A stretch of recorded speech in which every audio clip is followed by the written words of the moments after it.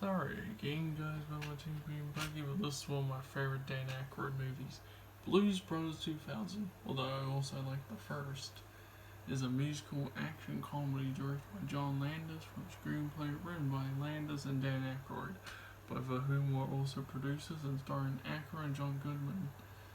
And it's dedicated to John Belushi, Cab Calloway, and John Candy. R.I.P.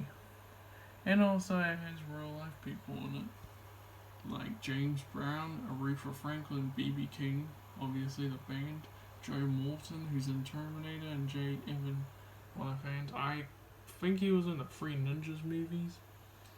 And yep, that's the people in it. Steve Carper, Donald Duck Dunn, Murphy Dunn, Willie Hall, Tom Malone, Lou Marini, Matt Murphy, Alan Rubin, Eric Clapton, Paul Schaffer's in this. Dr. John. Yeah, a lot of good people in this that you might know and love. Frank Oz, the guy with the Muppets, he's in this, of course. This is a great movie and one of my favorites. Also, I love the first. Never knew there was a video game. What's that about? Released for the Nintendo 64 on November 17, 2000. 2 years after the film's release, the plot involves Elwood as the main character going through different chapters and levels while trying to save the kidnapped members of the band one by one, like the film which was based in the video game based on the original film poorly received. Oh, what's this? In a 2023 interview, Jim Belushi, James Belushi's brother, I think younger or older, stated that Aykroyd had kept pitching him several ideas for a third film, such as a female-centric film where Elwood mentors a group called the Blues Sisters. Ooh, and a film where Elwood finds Jake's long-lost biological brother in Albania. I would love that to be true and the other one true. This could be the third and could explain where Buster and the whole crew is and what happened after the second, and this could be the fourth, as in the final movie, which could also make spin-offs. So Mean Tools a group, could it be like the new generation or what? I don't know. But that'd be cool. I hope Dan Aykroyd makes sequels, but hey, he along with Harold Ramis, they made sequels to Ghostbusters, so why not make sequels to Blues Brothers? Hell, I think they made sequels to Caddyshack.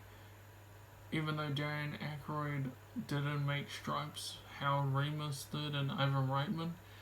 They never made a Stripes sequel because, well, to be honest, it didn't really deserve a sequel. It ended off pretty good.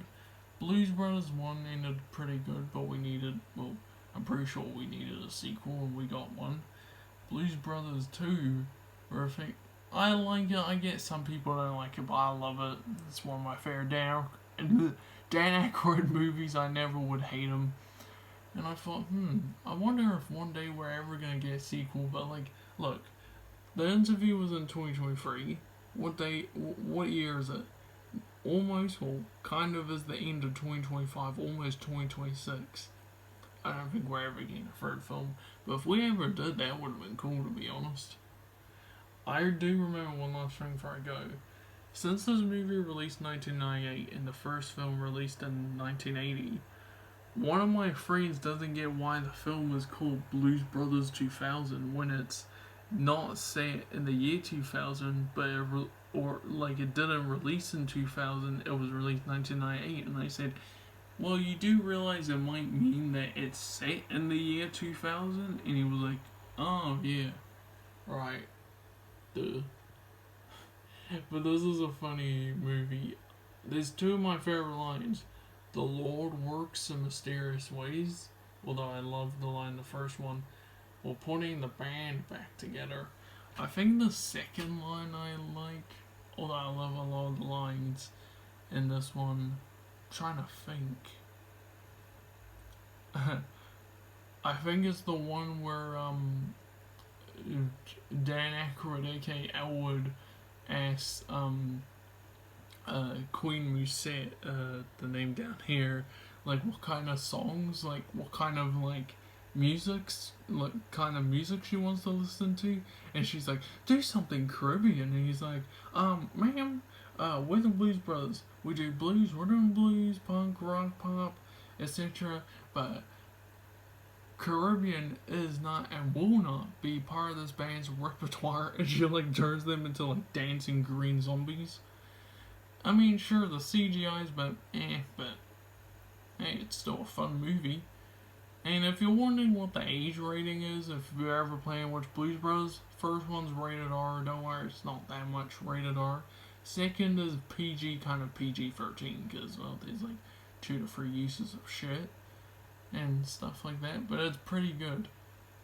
Oh gosh, to be honest, when I heard that Aretha Franklin and James Brown were in this, I was like, they're my favorite singers. But I was sad that Ray Charles didn't appear. I really wanted him to appear. There's one scene I love when like Elwood gives like a motivational speech to like the whole band members and tells them if they quit doing music right now or quit going on this journey with him, then when they depart they should remember all the singers, and they're like, who the hell was Robert K. Weiss? Anyways, bye guys, see you guys later. Bye bye.